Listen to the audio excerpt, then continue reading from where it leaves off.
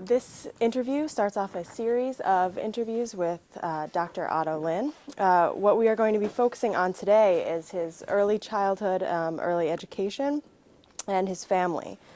After that, we will be looking more at his professional adult life. Today, we will be opening up with a little bit of background about his family and moving on to perhaps up to the time that he moved to the United States. I think that the first thing that we want to know is, of course, when and where were you born? And can you tell us the same sort of information for your siblings? Yeah, I was born in Shantou, which is one of the major cities in the province of Guangdong. And Shantou was fairly close to actually Fujian. And this is so our people in the Shantou area speaks the dialect is Minnan, southern Minnan, which is very close to Xiamen. One major city in the southern Fujian is Xiamen.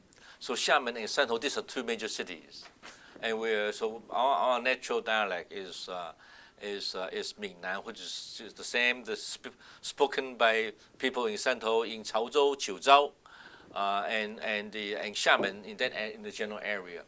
So Shantou is a city which is also a harbor that's open to foreign trade back to up to the Opium Wars. So it's a fairly. It's not very westernized, but it's a city that's known to foreign commerce and of trades. Historically, Shantou is also known since the Tang Dynasty. Tang Dynasty, I don't know, there's a great poet or a man of letters, Han Yu. I'll read it to you. In the Tang Dynasty, he advised against the emperor at the time, wanted to send somebody to India and to welcome some relics, from a Buddhas, and his advice against it. So the emperor of the Tang Dynasty was very unhappy about it. So put him in exile to Shantou. So he became the governor of Chaozhou Taizhou. Okay, in that time, and he was a man of letters. He write poetry, he write essay, and was very well known. So when he came to Shantou, he set up schools in Shantou. So Shantou was a fairly, although it's in the barbarian stage, if thinking from the view of the central China at the time, but it was fairly civilized, you might say. The long history of that.